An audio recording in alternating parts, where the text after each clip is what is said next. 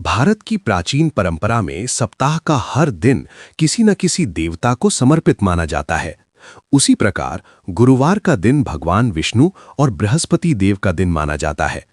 कहा जाता है कि जो व्यक्ति इस दिन सच्चे मन से भगवान विष्णु की पूजा करता है, उसके जीवन से धीरे-धीरे दुख और परेशानियां दूर होने लगती हैं। पुराने समय में एक नगर था जिसका नाम धर्मपुर था। उस नगर में राघव नाम का एक युवक रहता था। राघव का जीवन बहुत कठिन था। उसके पिता का देहांत हो चुका था और घर की सारी जिम्मेदारी उसी के कंधों पर थी। वो सुबह से शाम तक मेहनत करता था, लेकिन उसके जीवन में हमेशा कोई न कोई परेशानी आ ही जाती थी।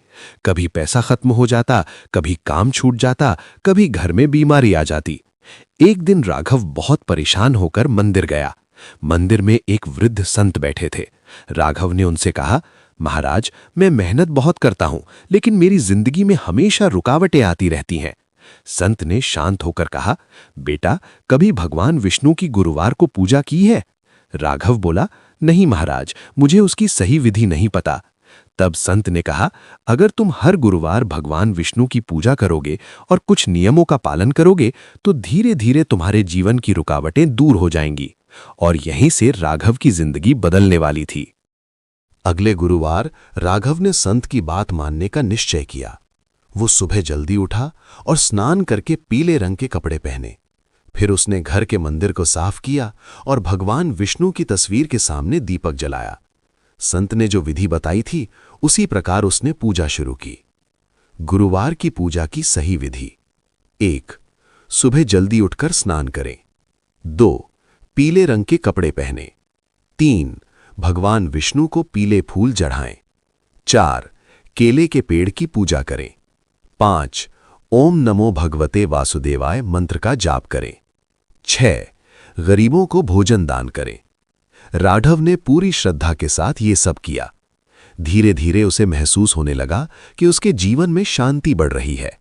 लेकिन संत ने उसे एक और बात बताई थी, बेटा, पूजा के साथ साथ कुछ गलतियों से भी बचना जरूरी है। कुछ दिनों बाद संत फिर राघव से मिले और बोले, बेटा, पूजा करने से पहले ये जानना भी जरूरी है कि गुरुवार को कौन सी गलतियां नहीं करनी चाहिए। गुरुवार को ये गलतियां ना करें: बाल और नाखून ना काटें, घर में झगड़ा ना करें, किसी का अपमान ना करें, झूठ ना बोलें, पीले रंग की चीजों का अपमान ना करें, गरीबों को खाली हाथ ना लौटाएं। राघव ने इन सभी नियमों का पालन किया।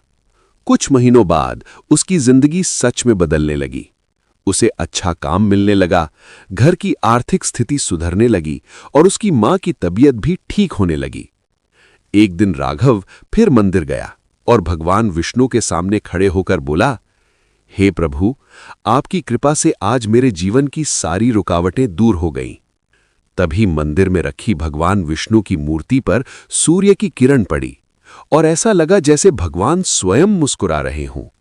और तभी राघव समझ गया, सच्ची भक्ति कभी व्यर्थ नहीं जाती।